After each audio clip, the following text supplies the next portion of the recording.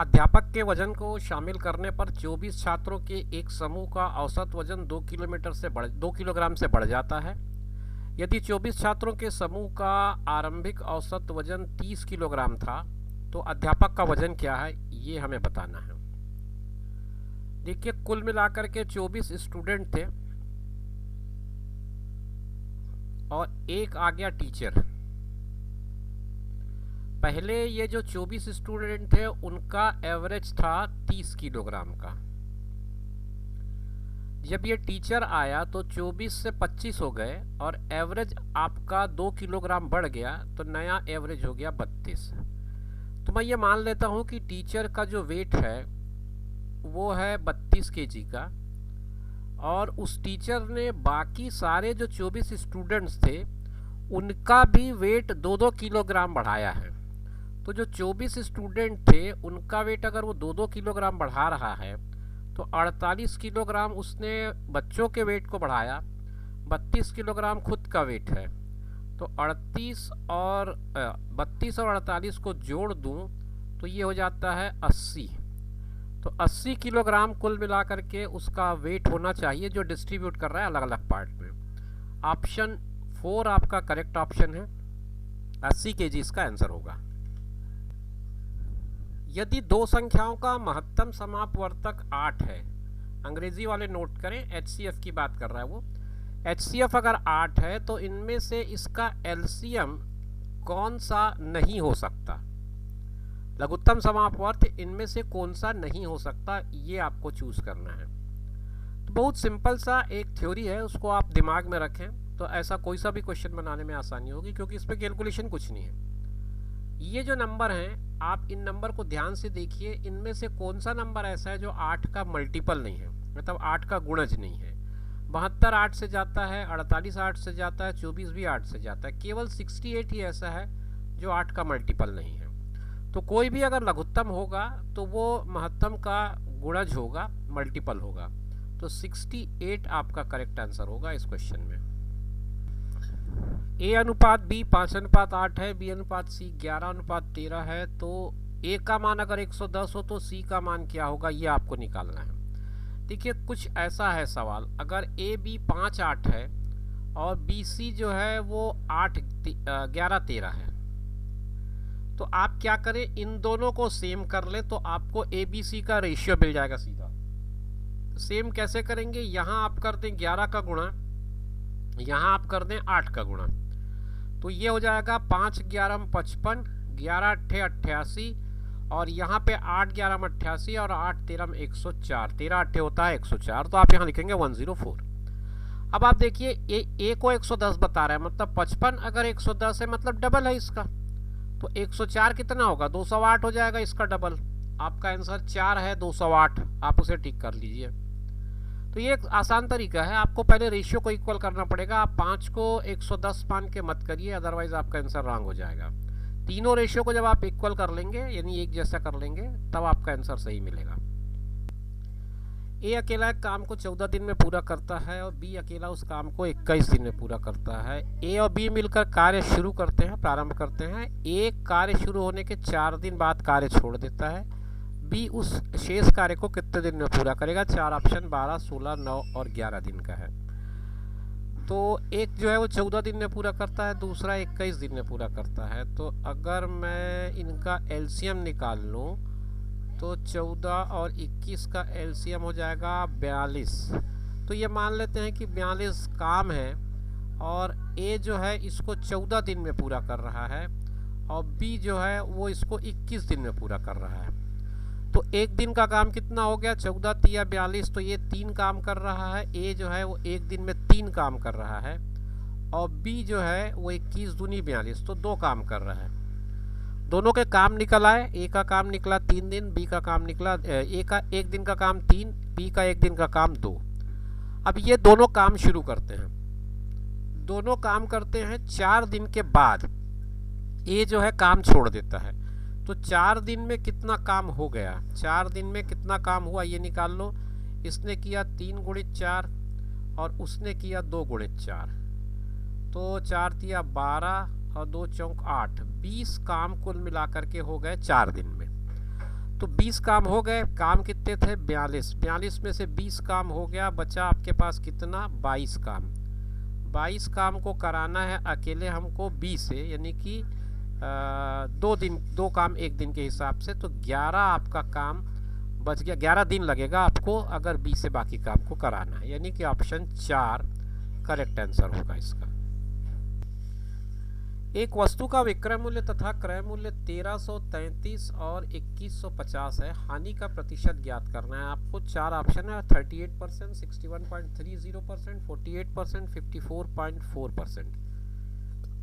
चारों ऑप्शन में से करेक्ट ऑप्शन को चूज करना है। विक्रय मूल्य मतलब एसपी है, क्रय मूल्य मतलब सीपी है।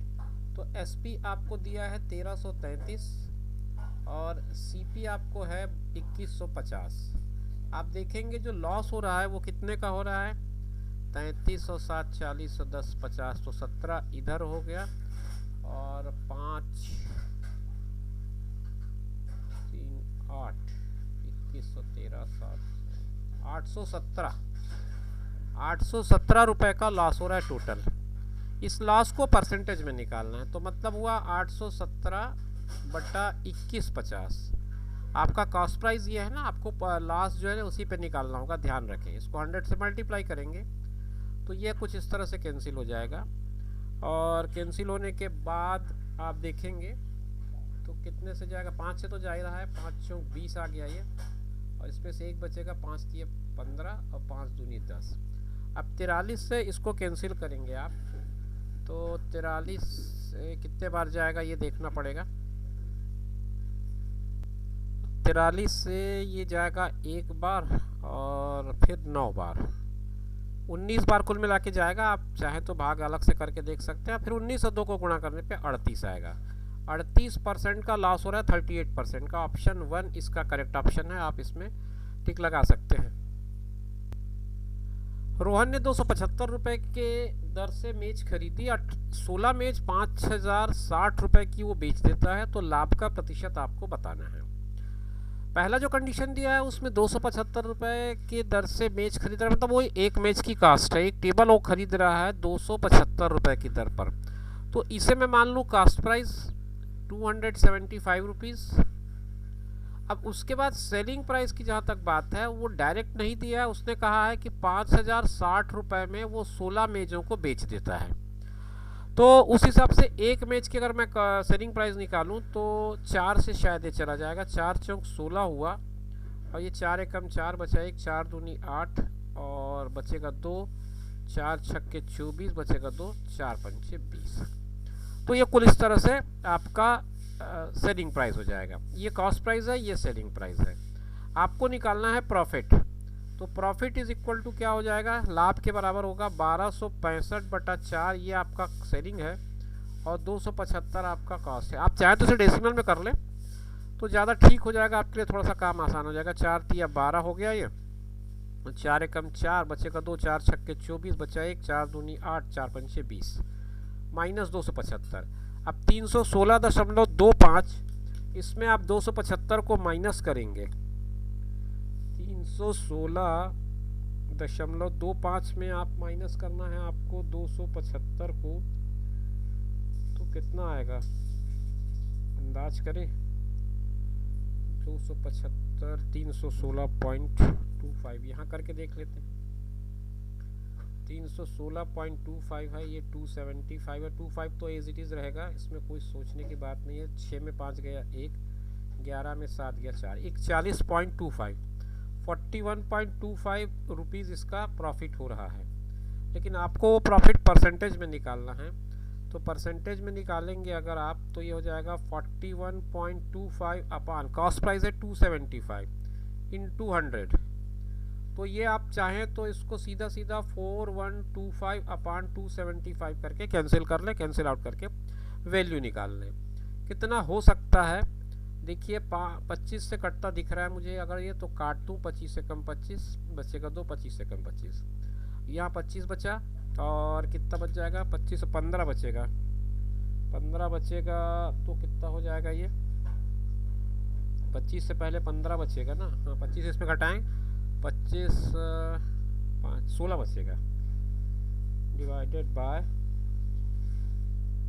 अगर इसको मैं डिवाइड करूं कितना बच पाएगा, 6 बार जाएगा, 25 छक्के 150 बचा यहाँ पे, है ना। और फिर उसके बाद जाएगा 125, 12, 165 आया। अब इस 165 को फिर कैंसिल कर लो, 11 एकम 11, 11 पंचे 55, 15, 15%। फर्स्ट ऑप्शन इसका करेक्ट है। 15% का इसको लाभ होगा इस पूरे प्रकरण में, जो लेन देन वो टेबल का कर रहा है उसमें।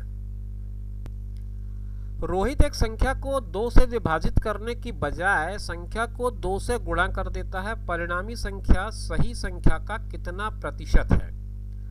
देखिए, इस क्वेश्चन को करने के लिए आप कोई XYZ मत करिए, सिंपल सा। जैसे मान लो मैंने संख्या 100 मान ली, उसको 2 से विभाजित करने पे कितना मिलता? 50 मिलता।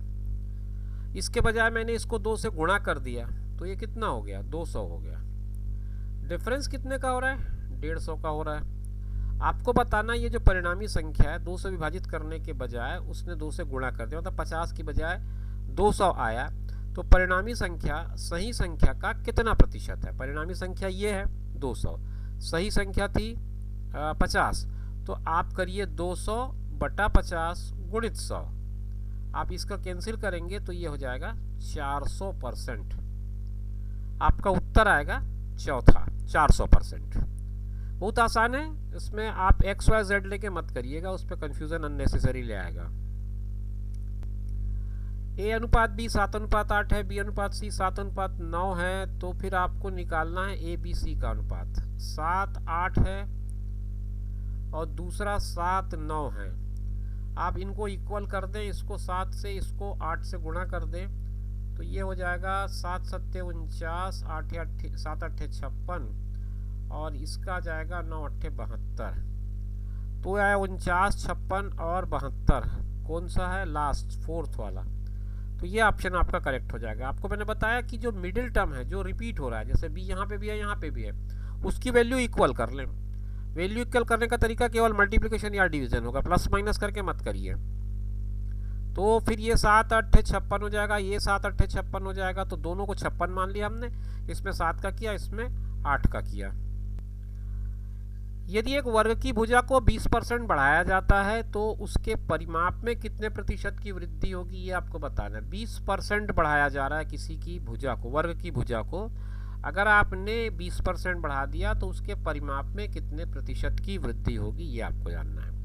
मान लो उसकी जो भुजा है वो 100 थी, अब वो आपने बढ़ा के कर दी 120। अब ऐसा करने से परिमाप में कितने की वृद्धि होगी?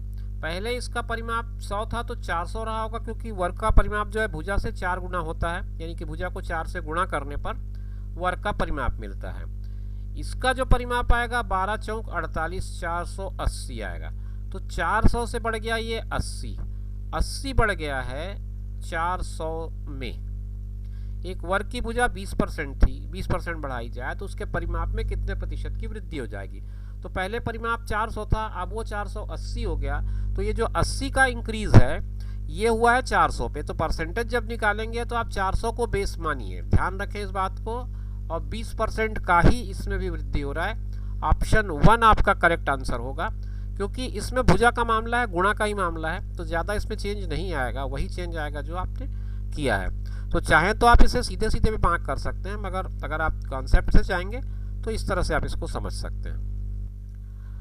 9,800 रुपये की एक राशि है, 6 वर्षों में 4,704 रुपये का साधारण ब्याज यानी कि सिंपल इंटरेस्ट देती है। आपको रेट बताना है। रेट के लिए एक सिंपल सा फार्मूला आपको याद होगा, हमने बेसिक जब एजुकेशन अपनी पढ़ी रहे हो, 5वीं 6वीं 7वीं 8वीं, यहाँ तक कि 9वीं 10वीं में भी आपने पढ़ा होगा इसको। R = होता है SI × 100 अपान P × T। SI जो है वो आपको दिया हुआ है 4,704, उसमें गुणा 100 कर दें। P जो है प्रिंसिपल है, तो ये 9,800 है, ये इसका प्रिंसिपल हो जाएगा। टाइम जो है 6 साल का है। ये 2 0 इस 2 0 से कैंसिल हो जा रहे हैं, और ये जो संख्या 4707 है, तो ये 3 से तो कैंसिल होता दिख रहा है। मैं 3 से ही कैंसिल कर दूं या 6 से करूं? 6 7 42, तो 42 के बाद 5 बचेगा, और 6 8 6 से हो जाएगा। 6 कम 6 कर दो, 6 7 42 बचा 5, 6 अट्ठे 48 बचेगा 2, 6 चौक 24, ये आया 784। 784 को अब आप किससे कैंसिल कर सकते हैं? 4 से। 8 से कर सकते क्या? नहीं, 4 से ही करिए। 4 दूनी नहीं, 4 से जाएगा कि नहीं? 4 दूनी 8 नहीं जाएगा, 4 से। 2 से करके देखिए, या सीधे 98 से भी कर सकते हैं आप, इसमें कोई दिक्कत नहीं है। ये 100 के आसपास है और ये 784 है, 7.5 लगभग हो सकता है इसका आंसर। अगर 8% एग्जैक्ट आता है तो भी देख सकते हैं आप। 98 को अगर मैं 8 से गुणा करूं तो 8, क्योंकि लास्ट में 4 है ना, तो मुझे ये भी एक थोड़ा सा संभावना दिख रहा है। 8 अट्ठे 64, हासिल आई 6, 8 या 72 और 6 78, बिल्कुल करेक्ट कट रहा है ये तो 6 बार 8 बार में। तो ये उत्तर 8% जो चौथा उत्तर है वो आपका सही उत्तर हो जाएगा। बहुत ज़्यादा सोचने समझने की इसमें ज़रूरत नहीं पड़ेगी आपको, सीधे सूत्र का मामला है, आप सूत्र सीधे लगा सकते हैं। एक वर्ग तथा वृत्त का परिमाप एक समान है। यदि वृत्त का क्षेत्रफल 1386 सेंटीमीटर वर्ग है तो वर्ग का क्षेत्रफल क्या होगा? देखो, वर्ग और वृत्त ये दोनों चीज़ों का परिमाप समान है। अगर वर्ग का परिमाप करूंगा तो 4 गुणित साइड होगा, और वृत्त का परिमाप करूंगा तो 2 पाई r होगा। इसमें वृत्त का परिमाप आपको दिया है, 2 पाई r दिया हुआ है 1386। यहाँ से आप r निकाल लो, आएगा 1386 बटा 2 पाई। पाई की वैल्यू होती है 22/7। 1386 बटा 2 गुणित 22, 7 को ऊपर कर दीजिए, ये 22 दिख रहा है, 1386 दिख रहा है। 11 से काटिए, 11 दूनी 22, 11 एकम 11, 2 11 दूनी 22, 11 छक्के 66, 2 से फिर काटिए, 2 छक्के 12, 2 तिया 6। अब आपके पास जो आया है वो आया है 63 गुणित 7 बटा 2। कटेगा नहीं, ये कटेगा नहीं, तो आप इसको अभी ऐसा ही रख दें अगर, तो फिर इसका क्षेत्रफल निकालने में दिक्कत आएगी ना। वर्ग का जो क्षेत्रफल होगा वो इसी का वर्ग होता है। तो 7, 1 मिनट, तो ये जो 63 गुणित 7 बटा 2 आया है, इसको मैं अभी कुछ कर नहीं रहा हूँ, कैलकुलेशन मेरा बढ़ रहा है। ये 4a के बराबर है, मतलब भुजा के 4 गुने के बराबर है। कैंसिल होता नहीं दिख रहा है, इसलिए थोड़ी सी मुझे कन्फ्यूज़न हो रही है। तो a को अगर मैं यहीं छोड़ दूं और 63 गुणित 7 बटा 2 करूं तो भी बड़ा मामला लंबा हो जाएगा। 4a, इसको थोड़ा एक और विधि से करके देखें, शायद वैसे तो इससे भी बनना चाहिए। देखिए, इस सवाल में बड़ी बेसिक गलती हुई है। हमसे वो गलती ये हुई कि हमने वृत्त के क्षेत्रफल को वृत्त के परिमाप के बराबर रख डाला। तो आपको ये कुछ ऐसा दिख रहा है। मैं वापस इसको रफ करके जब देख रहा था तो मुझे चीज़ें समझ में आई। थोड़ा सा हम उसे वापस रेक्टिफाई कर लेते हैं।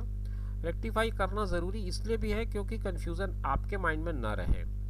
तो हम एक एक करके पूरे स्टेप को फिर से करते हैं इस क्वेश्चन का, क्योंकि तुलना हमने सही करी थी, लेकिन जो बेसिक गलती हुई वो ये हुआ कि क्षेत्रफल को हमने परिमाप मान लिया और परिमाप मान के पूरा सवाल हम हल करने चले गए।